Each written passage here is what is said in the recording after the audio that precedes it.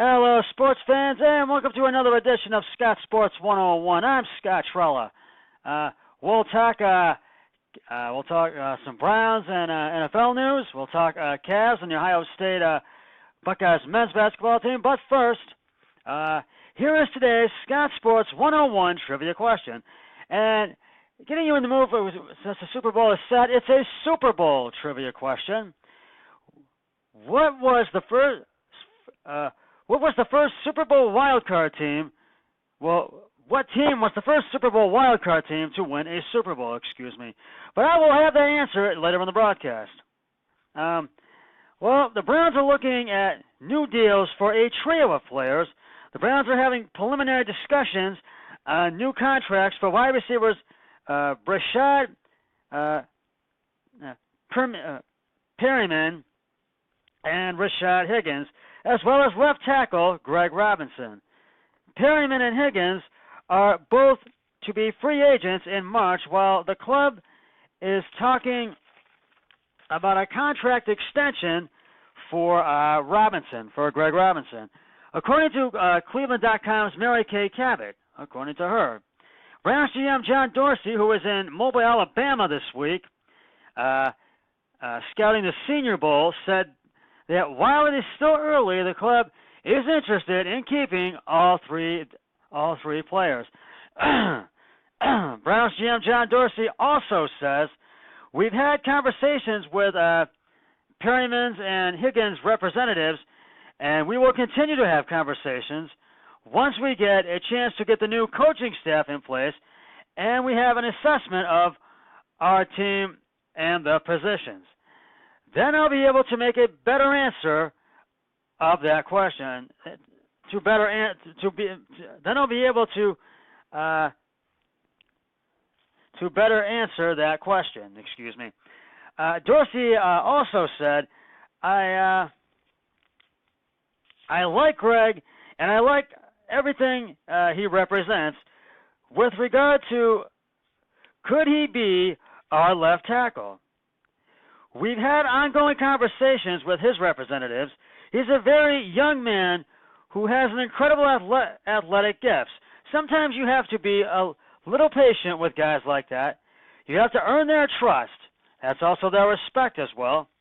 He did everything we asked and everything we thought he would since we signed him in late June," which I can agree with that. And it would be quite a turn of events if the Browns kept all three of these players. Now, Higgins was a fifth-round selection in the 2016 NFL Draft, but was waived after initially making the final roster. He was signed to the team's practice squad and eventually made his way back onto the 53-man roster. And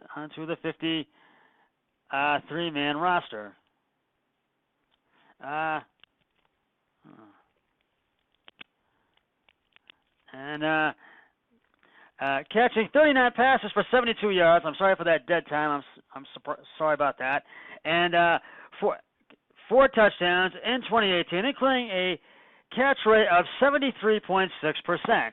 Now, I really think we need to bring Rashard Higgins back, because even though he didn't put up big numbers, I feel he really was a vital part of this team and really made a big impact.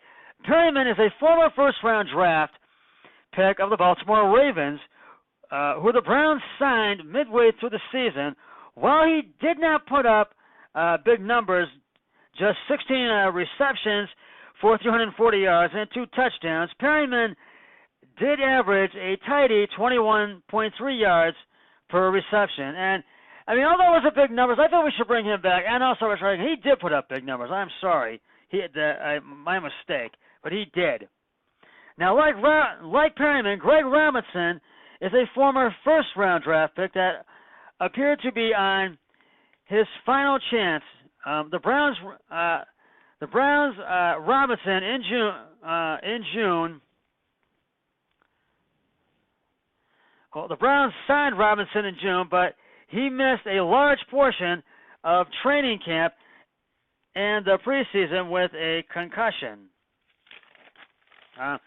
Robinson opened the season on the bench behind rookie Desmond Harrison, but took over the starting role in November after Harrison sustained a concussion, while he only graded out as the league's 63rd best tackle, according to Pro Football Focus, but appears to have shown the Browns enough that they are open to bringing him back. And I really hope that they do, because I think it'd be a great move to really bring him back, because he really did put up some big numbers. The Cavs lost to the Boston Celtics tonight, 123-103, at the TD Garden in Boston, Massachusetts. The Cavs led 30-27 at the end of the first quarter, but after that, the Cavs never led again in this game, because the Celtics took over and never let up in this game. The Celtics handed the Cavs their fifth straight loss of the season, and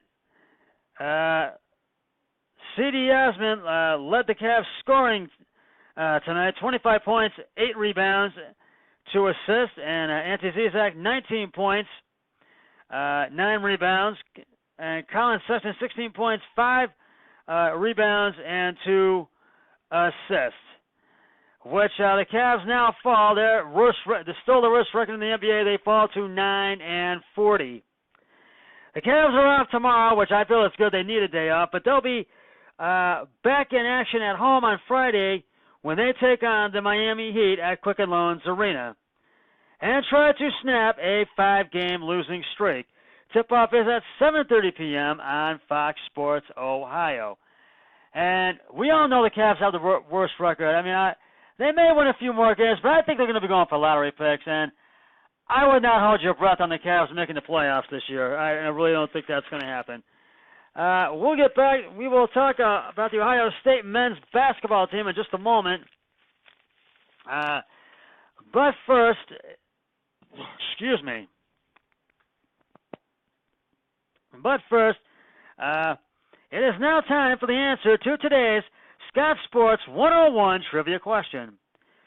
Which team was the first wild card team to win a Super Bowl? If you said the Oakland Raiders, you are correct. On January 25th, 1981, the Oakland Raiders defeated the Philadelphia Eagles 27-10 in Super Bowl 15. MVP Jim Plunkett passed for 3 touchdowns, including an 80-yard strike to Kenny King. I have another trivia question on my next broadcast, so stay tuned for that. Well, turning now to the Ohio State men's basketball team, and the Ohio State men's basketball team lost to the Purdue Boilermakers 79-67 at Value City Arena in Columbus. I think they led in the second quarter, but then in the first half, but then in the second half, the Purdue Boilermakers just took this game, and it was a 12-point loss for the Ohio State men's basketball team, falling to 12-6, and the Purdue Boilermakers to 13-7. And the Ohio State Buckeyes men's basketball team will take on the Nebraska Cornhuskers men's basketball team on Friday in Nebraska. So, and that will be on FS1. So, look for that on Friday. Now, getting back to the Browns, or actually, before I go back to that, as you know, the Super Bowl is set, and right now, I told you the point spread for the Super Bowl is 2.5 point spread. I want to take a look, and I want to see. I'm going to check the point spread right now, and it is still New England, the Patriots, favored by 2.5 points, and I still feel that this is going to be a close game between the Pats and the Rams, and I will make my official Super Bowl pick, who I feel is going to win, next week. And be sure to tune in on Sunday, February 3rd, Super Bowl Sunday, for a very special extended edition of Scott Sports 101, appropriately titled Super Bowl 101. And we'll preview the big game, and we'll preview the halftime show. We'll have Super Bowl trivia. We'll do great moments in Super Bowl history, and we'll relive them, and a whole lot more. So we'll have many segments for it. There's going to be a lot of stuff we're going to do on that on February 3rd. So tune in for that. That will be leading up to the kickoff of Super Bowl 53, which will be at 6:30 on CBS, as well as my Super Bowl 101 extended version of Scott Sports 101 and the pregame show as well.